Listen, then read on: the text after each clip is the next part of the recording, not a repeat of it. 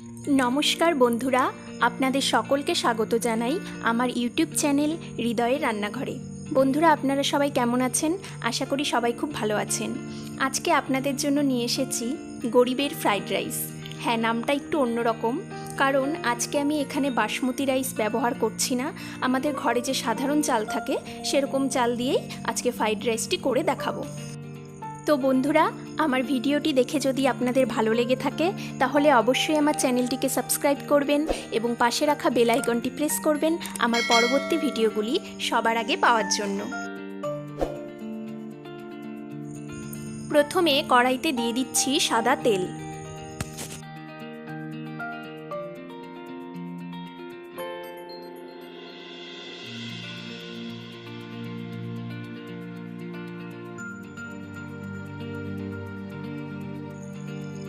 তেল গরম হয়ে গেছে, এবার চিনেবাদামগুলো ভেজে নেব।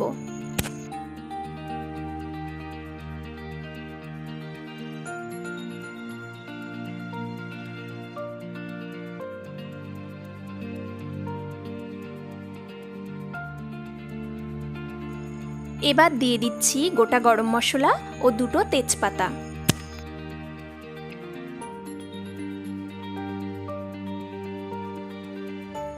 এবার দিয়ে দেব ক্যাপসিকাম ও কুচনো গাজর।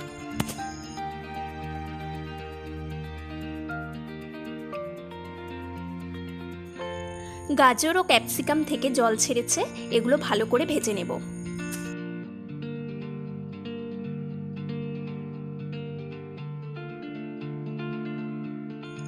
এবার দিয়ে দিচ্ছি স্বাদমতো নুন।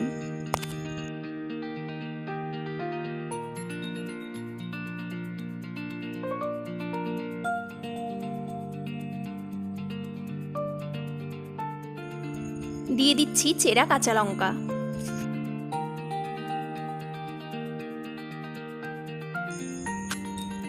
ভাজা প্রায় হয়ে এসেছে, আরও কিছুক্ষণ এইভাবেই নেড়েচেড়ে ভেজে নেব।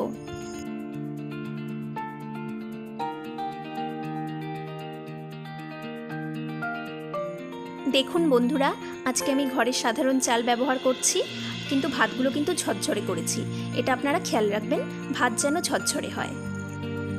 ভাজা হয়ে গেছে, এবার আমি এর মধ্যে ভাতগুলো দিয়ে দেব।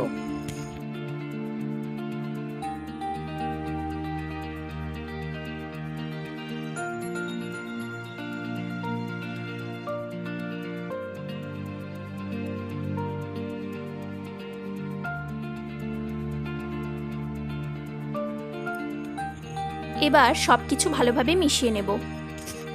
বন্ধুরা, আজকে কিন্তু আমি খুব সামান্য উপকরণই ব্যবহার করেছি, কারণ সবার ঘরে সবসময় সব রকম উপকরণ থাকে না, তাই খুব সামান্য উপকরণেই আজকে এই ফ্রাইড রাইস করে দেখাচ্ছি। এখন দিয়ে দিচ্ছি পরিমাণ মতো নুন। যেহেতু ভাজার সময় নুন দিয়েছিলাম, তাই সেই আন্দাজ করেই নুনটা দিলাম। এবার দিয়ে দিচ্ছি পরিমাণ মতো চিনি। আপনারা যারা মিষ্টি কম খান তারা মিষ্টিটা কম দেবেন, আর যারা মিষ্টি ভালোবাসেন আমার মতো তারা বেশি মিষ্টিতেই করবেন। আরও একবার সব কিছু ভালোভাবে মিশিয়ে নেব।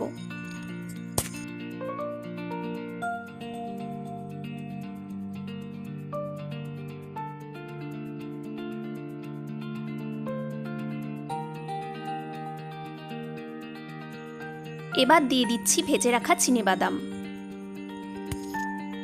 আর দিয়ে দেব কাজু ও কিশমিশ।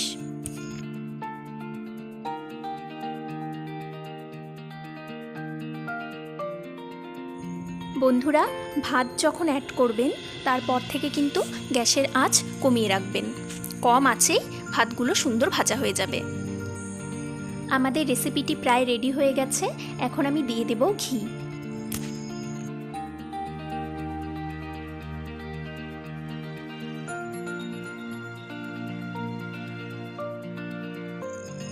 এবার ভালোভাবে মিশিয়ে নিয়ে নামিয়ে নেব।